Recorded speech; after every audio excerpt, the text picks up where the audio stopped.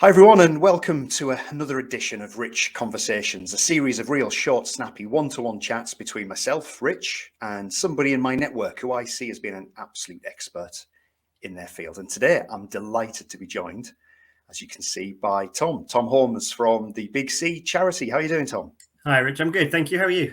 Very well indeed, thanks. Very well indeed. Thank you so much for joining me. Tom, your role is very much about trying to influence and grab attention in a marketplace where a lot of people are being grabbed at the moment. And I'd love to have a bit of insight from you about how difficult that is and some of the many things that you have to do to kind of stay fresh and grab that attention.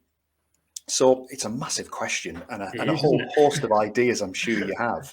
But interesting just to start off with, how difficult is it to influence people and to grab their attention these days? Yeah, I think you're absolutely spot on. It is a very busy kind of industry and marketplace. Obviously, events of recent years with COVID and now a cost of living crisis, I think that's probably been amplified no end. I'd also kind of point out, the amount of different charities within other areas, but also within cancer specifically. I think we're very fortunate as a whole, kind of in this region, how many amazing local charities we have. And we do kind of, meet up and work with other charities, both within the kind of cancer sector and other areas as well. So yeah, we're very fortunate in this region to have such wonderful charities.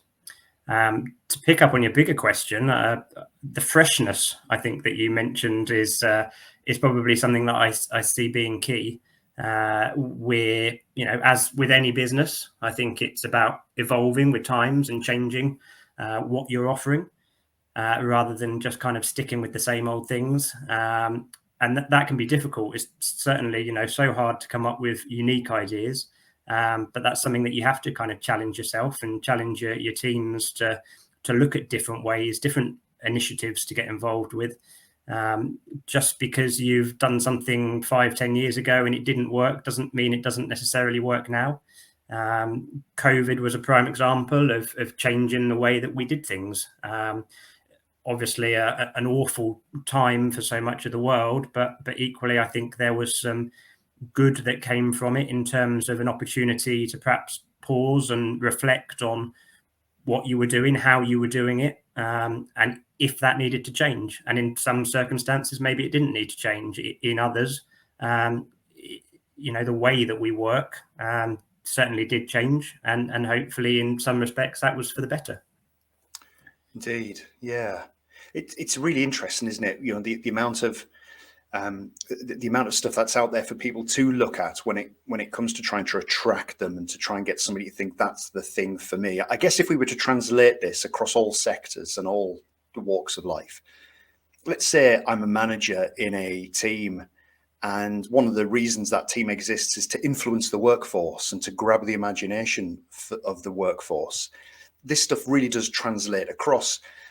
I guess, you're talking about keeping things fresh, coming up with new ideas.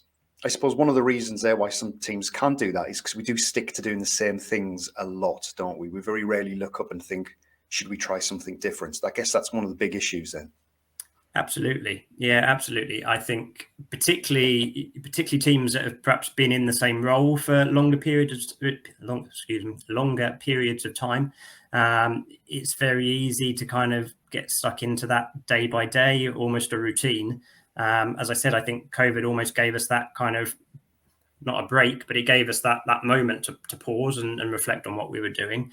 And I mean, that can be external influences as well. You look at kind of the hospitality industry or that type of environment, use a lot of incentives, training, mystery shoppers, that type of thing. Just a fresh pair of eyes sometimes to look at things differently and almost kind of play devil's advocate and ask that question of why you do things. And sometimes there's not an obvious answer. Sometimes it is simply because that's the way we've always done things.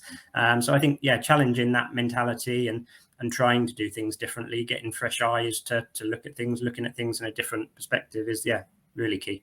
Sure. And I guess my final question, Tom, and it's probably the biggest of the lot. through these conversations I'm having with people, I'm always trying to find out tips and nuggets that people can take away and use in their areas, their services. Is there such thing as maybe one golden influencing rule that's tried and tested that works every time? I don't know.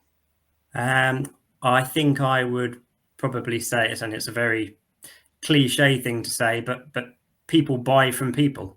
I don't think that you can forge fake relationships very easily these days. I think a quick ask is never particularly successful. I think, you know, if you're serious about building genuine long-term relationships, then both sides have to be in it for the long haul, and it does have to be genuine. People buy from people. That is so powerful, isn't it? People buy people rather than products. That is so true. Absolutely. Brilliant. Listen, Tom, on that note, we'll leave it there because I think that's the nugget we're looking for. So I really appreciate your time, Tom. Thanks ever so much. No problem at all. Thanks for having me on. Folks, come back here again soon for another edition of Rich Conversations. We'll see you very soon.